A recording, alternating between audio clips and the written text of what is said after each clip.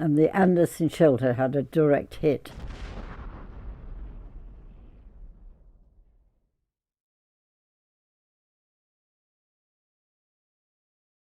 In the year 2022, I shall be 96. I would have been about 13 in 1939. I remember the start of the war, yes. I remember the day that war was declared. And what was that like? Well, at age 13, I'm not so sure that it meant a great deal. As everyone knows, the first year of the war was what they call the false war, because nothing happened.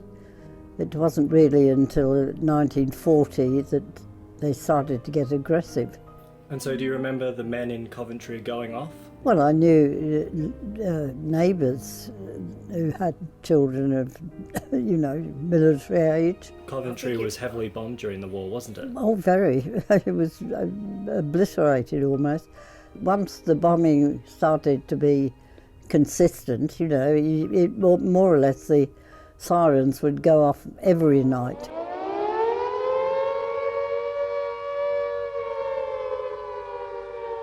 In the case if we were at home, we would go into the shelters which were under a bridge, which was not the ideal place to be. It was a bridge sort of over a road. It wasn't a huge bridge. Just like an overpass? Yes. Did you have to take any preventative measures to protect your home from being directly hit? Well, we certainly had to tape up the windows in case of them shattering. Everyone would have done that, yes. Did you ever experience any bombs landing nearby? Oh, yes. Actually, there was an oil bomb that landed on the shelter where we were. Were you in it that night? Yes. It would have fallen at the edge of the bridge, and we were asked to evacuate. I don't know what the oil bombs explode. I don't remember it actually doing that, so maybe it didn't. Some bombs don't always explode, would you believe? And so do you know but we had to get out of the shelter. And was anyone hurt that night, do you think? No, not that I know of. Not that you know of. By this time, I said I would have been 14, yes.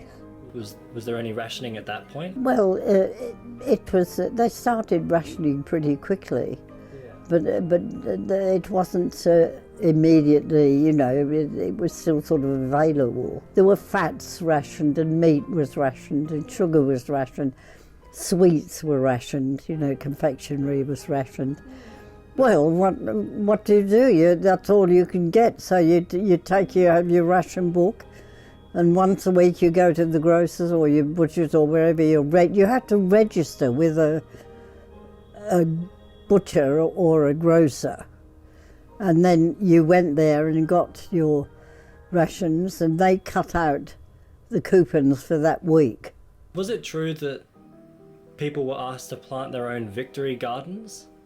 Well, yes, it was, they did encourage people who could to plant vegetables and all. I mean, it was obviously you did what you could to try and get fresh food. Yeah, and so if you did have a garden, would that be extra food on top of your rations? Oh, yes, whatever you produce. Except if you had a lot of ground and you were a farmer, then you were controlled by the Ministry of Supply, and you had to give some of your food into what would have been the communal thing. Instead of going into the armed forces, you could become a land girl, and they went on farms and had to do all the farm work because the men had gone. So the men had gone to war, the young men. So they recruited the girls to go and take their place and do a bit of digging, kid. Do you remember what it was like in the streets? Well, it was pretty shattering. We had all the doors in the house blew open because we had a high eccentric bomb drop in the garden, and it blasted. Dropped nearby, and the blast from it because it could be, you know, blew all the locks on the door and the doors all flew open. And Oh my God. is it right that incendiary means it was a firebomb? No, not a no, that wasn't a firebomb. That was must have been a high explosive because. But you did have firebombs. Oh, we used to collect the fins from incendiary bombs in the garden in the morning. Well, you know, you might get 3 or 4 depending on which area they were targeting. Yeah. But the reason for those was the fact that just across the fields, if you were standing on the top of the bridge where we were underneath, you could see across the fields to what was the Daimler factory, which was obviously making armaments. Armaments. And I stood on that bridge and watched the incendiary bombs fall down, and it was like watching rain from heaven. And they targeted that because... Well, they targeted that because it was they were making ammunition. You know, it was a big centre for the car industry before the war, so there was a lot of factories in Coventry. So they really had a go at it. You know. What was it like taking a bath and having a shower? Were you able to have a shower every day or have a bath every day? Well, your bath water was restricted. They didn't want you to have more than, I can't remember how many inches in the bath, was it 5 inches, as it would say. Did you have to share the bath water with the rest of your family? No, I don't remember doing that, no. But you know, in those days, we weren't so concerned about having a shower every day. We'd probably have a good wash down every day and a bath once a week. You made sure you were clean, but you know, you do know that it's not strictly necessary to have a shower every day, don't you? Yes. No, I just want you to remember that. It is quite nice though, isn't it? Oh, it's lovely, but it is not absolutely essential, and in fact probably takes the oils out of your skin quicker than anything. Yeah. However, go on. And so you continued going to school during the whole of the wartime? Well, no, because I left school when I was 14, so that I was working most of the war. And what were you doing? I worked in a factory nearby, in the office. I was a clerk in the office. Why was it that you didn't continue going to school?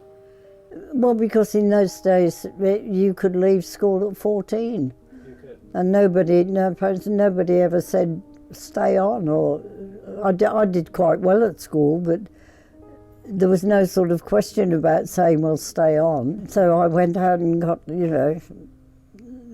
my education in the hard way. I emigrated to Australia in 1953. And what was the first thing you did when you arrived? Well, the first thing we did, we were coming out to work in the civil service, in the public service. Yeah. And so they met us on board, at the ship, and I'd already provided accommodation for us in St Kilda. And the first thing, one of the first things we did was take a stroll down the street where there was a kiosk and they were selling chocolates. So we bought a large block of Cadbury's chocolate. And why was that? Well, because we hadn't seen anything like that. There was still rationing on when we left to some extent. Yeah.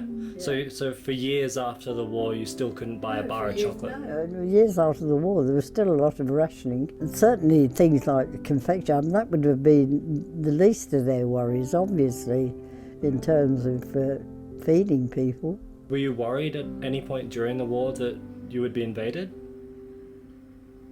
I think it was always in everybody's mind to some extent because we're so vulnerable. I mean, if you go down and stand on the cliffs of Dover, you'd be able to see. You can see Calais, and the Germans were already. It was once the Germans took over France. We weren't very happy with the French. This is only me saying this. No, I wouldn't have said that at the time, I don't suppose. Although I do remember when I was at school, we had to learn the Marseillaise, the French national anthem. Really? And immediately that France fell, The headmistress said, "Out, that's it, no more French national anthem." Because everyone was disappointed. Well, you know, they obviously thought that they'd sort of collapsed a bit too easily, but then again. I mean, this is when Churchill was making one of his speeches. We shall fight them on the beaches, we shall fight them on the hills. We shall fight in the fields and in the streets. We will never surrender. And so would you tune into the radio every night? Oh, all the time. I mean, that was what to me is what television is to you. I listen to the Wales all the time, lovely old programmes that used to, you know, comedy programmes. 3 key memories from the war. Well, one of my worst memories is the fact that my mother had breast cancer and she was in Coventry and Warwickshire Hospital when it was bombed. And the patients that were terminal or were only put under their beds. And well, they couldn't move them, and they were bombed. But then once the hospital was bombed, and then they evacuated the patients out to the country, out to Warwick. Yeah. And so was your mother one of those patients? Yes. Yes, she survived that. I remember going to visit my mother when she was in the Warwickshire, when she'd been evacuated, and there was a little young girl in a bed next to her who had been, they used to have what they call Anderson shelters in the garden. Have you ever heard of those? Yeah. And evidently this family, she and her parents had been in the Anderson shelter. And the Anderson shelter had a direct hit. And her parents were killed, but she was blown right over the top of the house. So the poor girl had multiple injuries, you know. But she survived. I mean, she was alive. Poor dear. It wasn't that nice during the war. People did get bombed, like this trafficked children and going out of the schools. And when children were coming out of school and bombed the machine guns. The war, it was awful through the war, but we weren't ever occupied. You know, it wasn't like we're living in an occupied country. So that as well as the hard times, there was also the fun times almost, you know. And so what would you do? Well, in the normal way, you know, you lived you lived life as normally as you could under the given circumstances. Yeah. That's all I can say. Did you go to dances? Oh, well, yeah, we used to have dances when I was on the Air Force Base. Yeah. And all these little airmen, you know. Ever any airmen that tried to win you over? Yes, I had a boyfriend then, yes, Peter Waldry. In fact, he took me home to his parents' place in London. After the 2 to 3 year mark, did you feel like it was never going to end? Well, it didn't seem to go on a bit long, yes. When the Americans came into the war, and then they had the second front, as they called it, is when we invaded France to drive the Germans back, and that was the start of the end. Did you all celebrate when the Americans joined? No, not really. They were just there. Yeah. You know, good old Yanks everywhere, like a rash. So they did help? Oh, God, well, yes, of course they did. We had a lot of fun with the Americans too. They used to be very nice. We used to go out with them and they'd provide you with cigarettes and chocolates, and they had a lot of supplies. I was very friendly with a little boy that came from Oklahoma. His name was Lynn, yeah. And so, what was it like the day that war ended? Do you remember that day? Well, it was a great relief to everyone, you know, a great celebration for everyone. Thank you very much, Grandma. Thank you, Granny. How's that? You, Granny.